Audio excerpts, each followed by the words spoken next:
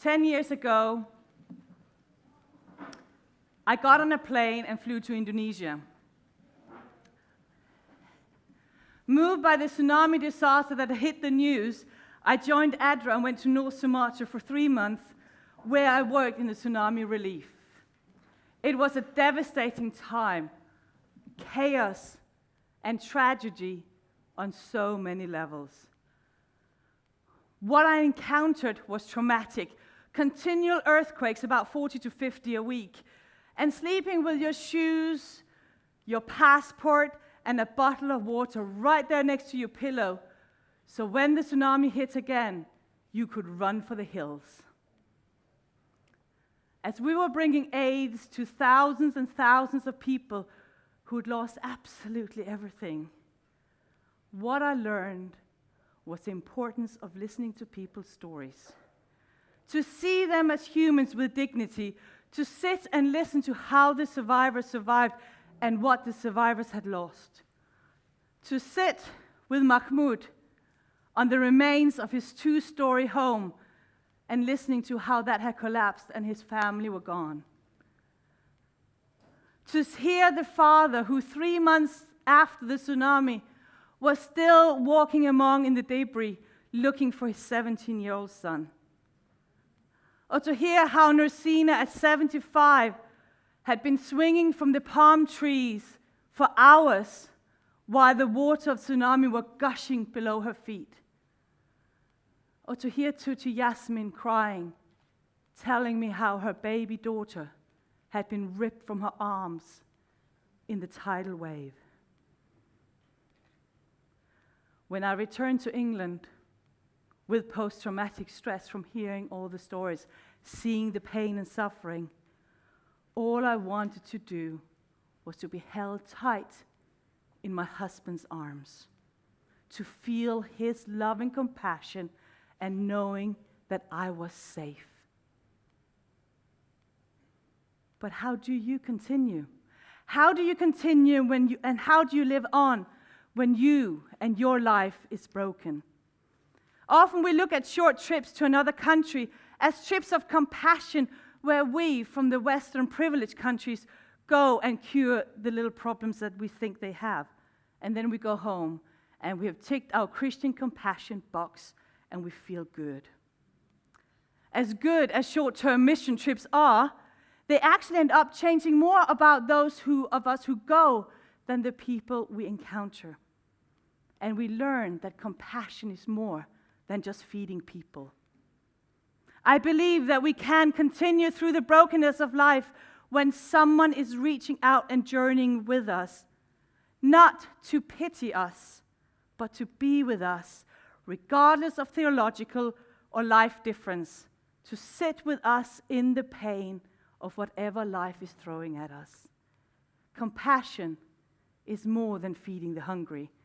I suggest here today that there is another side of compassion that is more compelling than items on a list. Recently, I read A Spirituality Named Compassion by the author Matthew Fox, and in there he suggests that compassion is an awareness of togetherness that urges us to rejoice at another's joy, celebrate, and to grieve at another's sorrow. Both dimensions, celebration and sorrow, are integral to true compassion.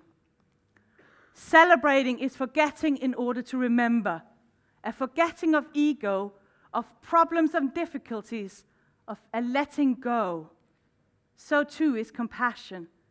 A letting go of ego, of problems, of difficulties, in order to remember the common base that makes another suffering mine, and in order to imagine a relief of that suffering.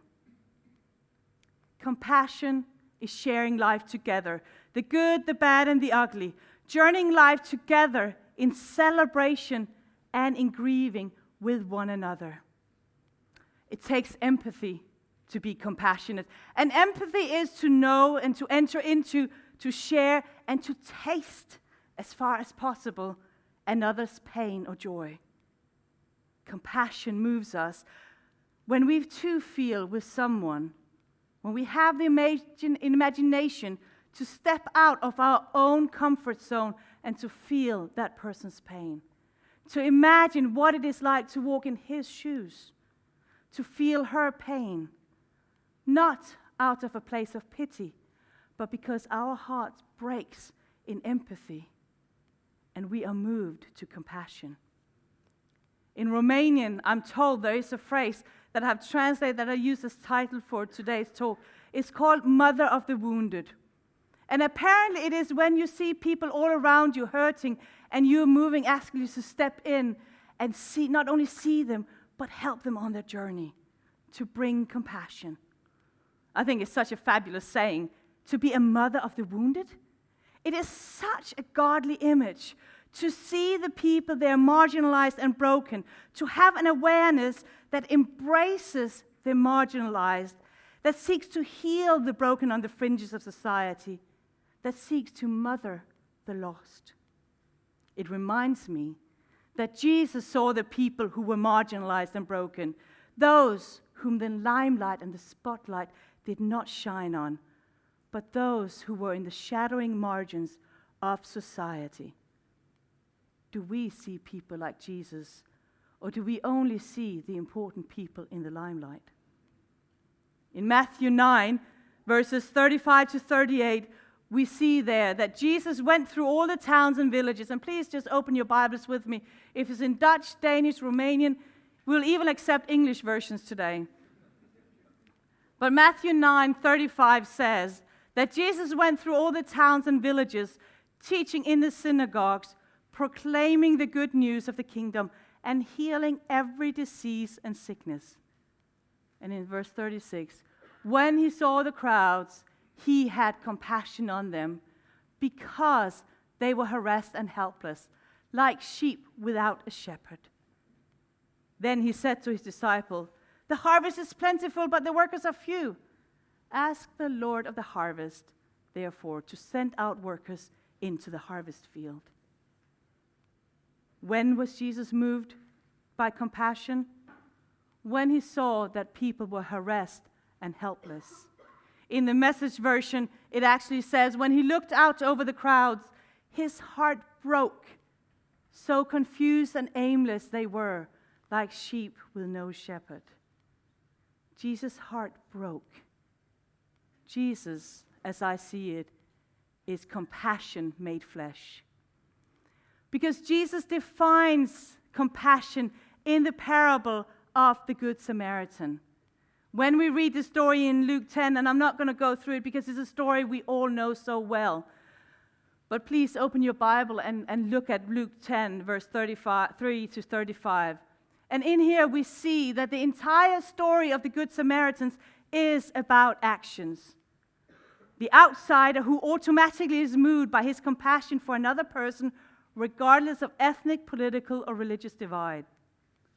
We see that the activities of going, of binding, of pouring, of setting, of caring, and paying are meanings of compassion, and understanding about relieving the pain of another, and not merely feeling a sentiment about it.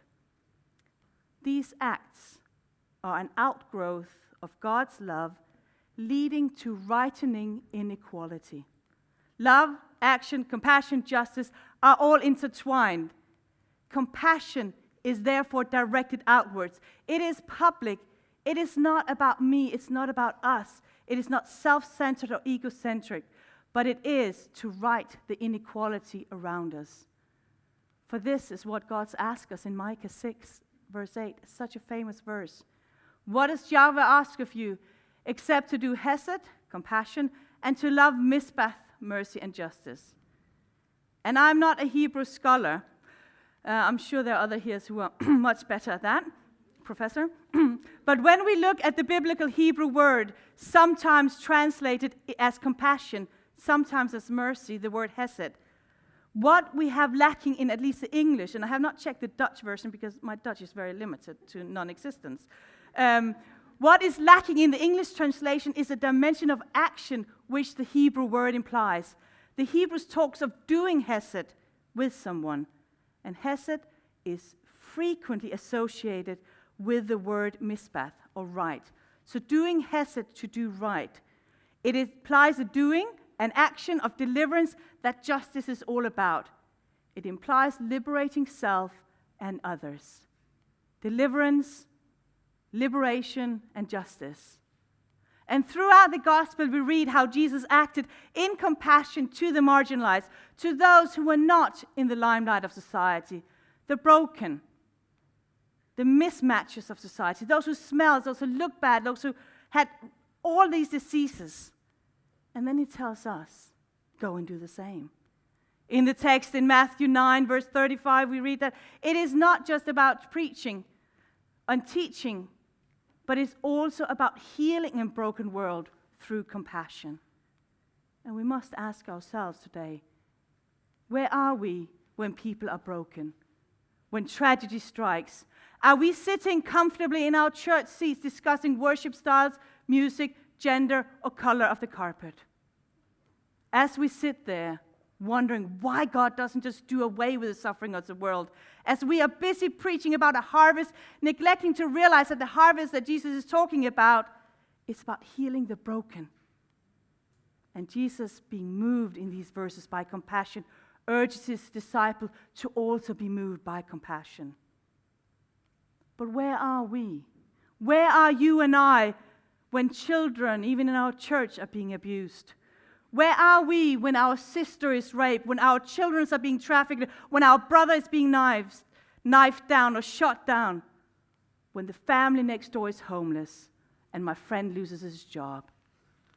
What is our response when we learn that experts today estimate that there are more than 27 million people in slavery across the world, an all-time high, and every 30 seconds somebody's being trafficked?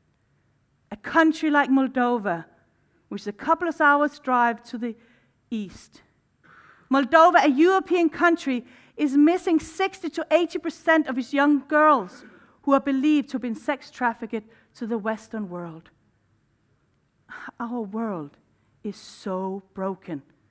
And we must ask ourselves if we really are moved by compassion, or are we content by teaching and preaching about kindness? Are we really doing life together? Are we truly the follower of Jesus who tells us that they will know you are my disciples by the love that you have for one another? In our digital world, it is so much easier to click like on a button and show our compassion while never moving our behind out of the seat. We can be very compassionate online where other people can see it. But being compassionate is about mothering the wounded, those who no one sees, the outcasts, the Samaritans, the lepers of today.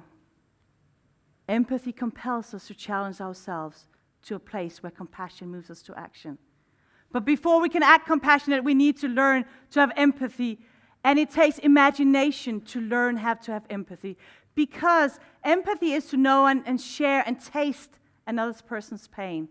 But to behave imaginatively is to envision and create what is not yet present. It takes imagination to overcome apathy, coldness, and indifference.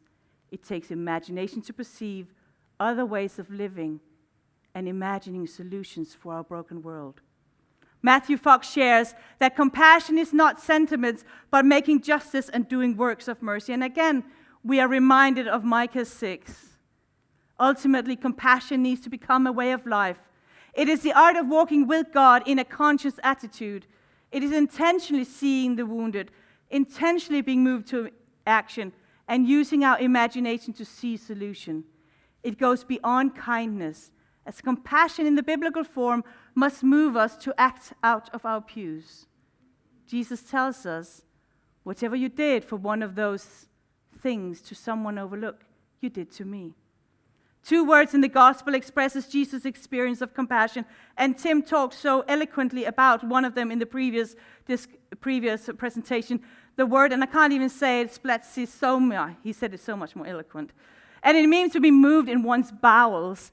It is used to describe the Jesus' response to compassion, to cries of mercy. And we see it used over and over again. Compassion, Jesus style, is to have a gut reaction to the broken world. What gut reactions do we have today? What moves you in your gut? And does that movement lead to compassion? My friend Karen, some of you know, is a person who showed me compassion.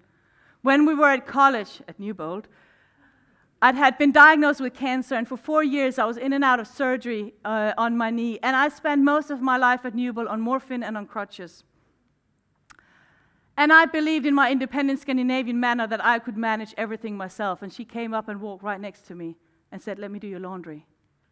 Let me bring you food." And when this crazy girl had this idea that she wanted to go dancing on crutches, she said, "Let me go with you."